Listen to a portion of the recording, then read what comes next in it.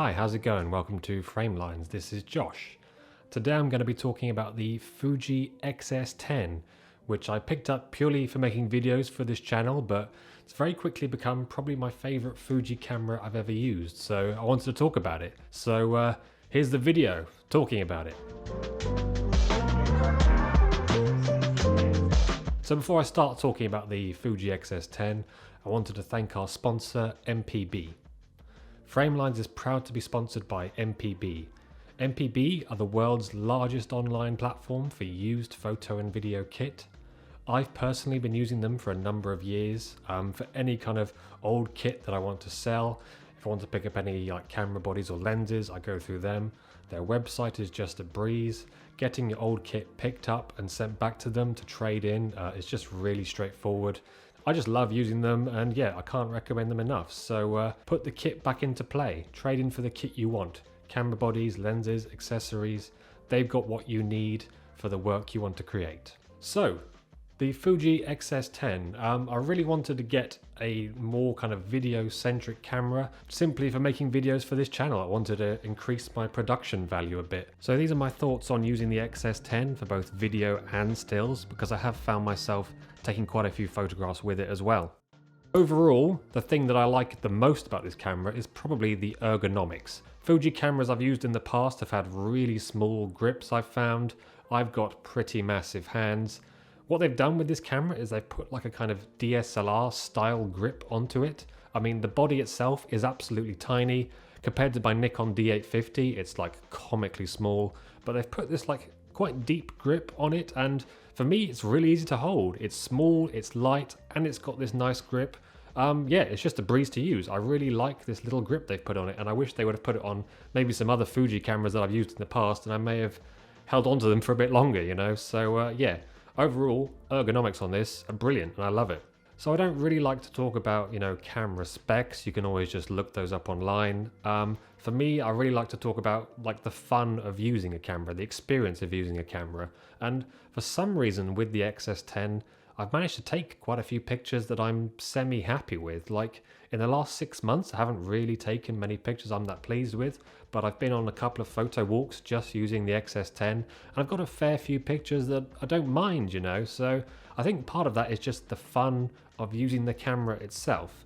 I've also written in my notes the floppy screen. I clearly mean flippy screen. I know this isn't like a new concept, but the actual like articulating screen I think is a good way to experiment with different angles, you know. So I've really had fun using the floppy screen.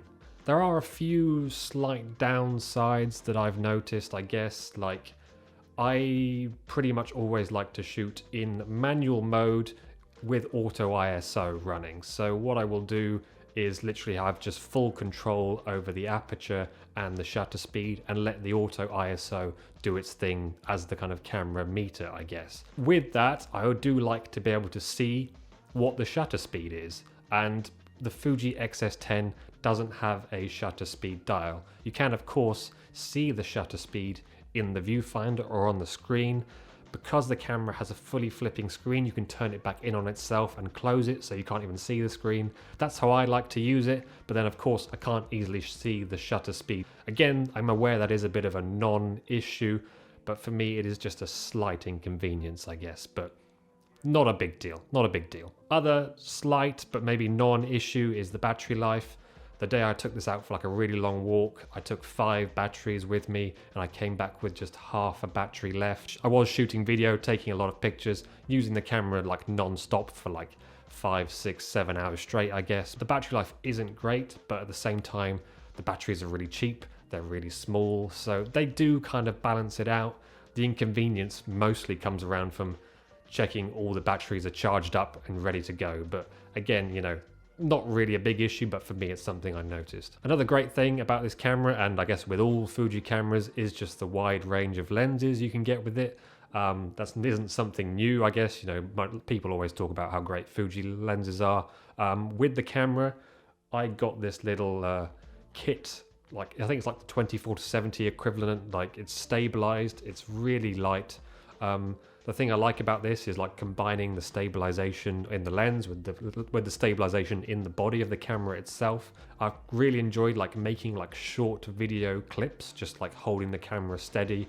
It's pretty much the same as having a tripod, so just the combination of the stabilization is nice. There's also loads of like different focal lengths and really like reasonably priced weather resistant lenses for the Fuji system, so that is also a big plus. And I think having that range of lenses on this really ergonomic body is a really nice thing to have. So yeah, that's another real big plus for me, of course. A concern of mine in the past with Fuji cameras has been the performance at high ISO.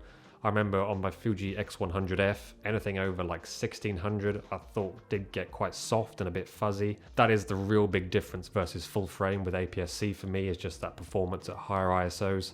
I don't want to trigger anybody too much, but you know, that's my opinion on it. The X-S10, because it has the in-body stabilization, I did find myself, you know, taking a few pictures on the tube. I did have that kind of concern in the back of my mind that the ISO performance may get a bit fuzzy. But then I remembered with the stabilization, you know, I could maybe use a slower shutter speed, slower than I normally would in a camera that doesn't have stabilization. And I did that. I went down to like 1/60th of a second and it was absolutely fine. So again, another issue that kind of balances itself out, I guess, you know. Video wise, like I said, I initially really did just get this for video. The reason I wanted a Fuji camera for video is these like really nice Fuji colors that are within the camera. I've been shooting on the Eterna profile. The video now is with Eterna. All the other clips I've had in this video have been with Eterna. I have been trying to learn how to color grade video in my spare time, but I was pretty naive about how complicated it was. It's a pretty steep learning curve, so in the meantime, I think it is really nice to have these like built-in Fuji profiles to use, and I'm really impressed with the way the footage looks. So yeah, you can just save a lot of time with these like built-in color profiles, I guess, and I think they look great. So yeah, those are my thoughts on the X-S10. Really impressed with it. Lots of fun. I'm definitely going to use it a lot more for stills. Yeah, let me know what you think. Have you got one? Would you like me to do anything specific with this camera while I've got it? You know, yeah, let me know what you think. So at the end of this video, I wanted to talk about our Framelines Primary Colors challenge that I talked about in our kind of like first street photography tips video.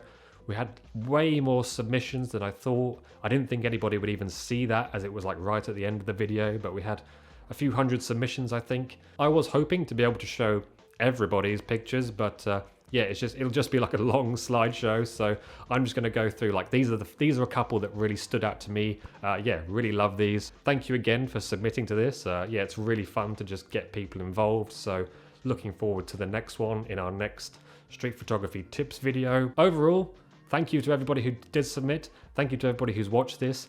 Please remember to like and subscribe. And yeah, I will see you next time.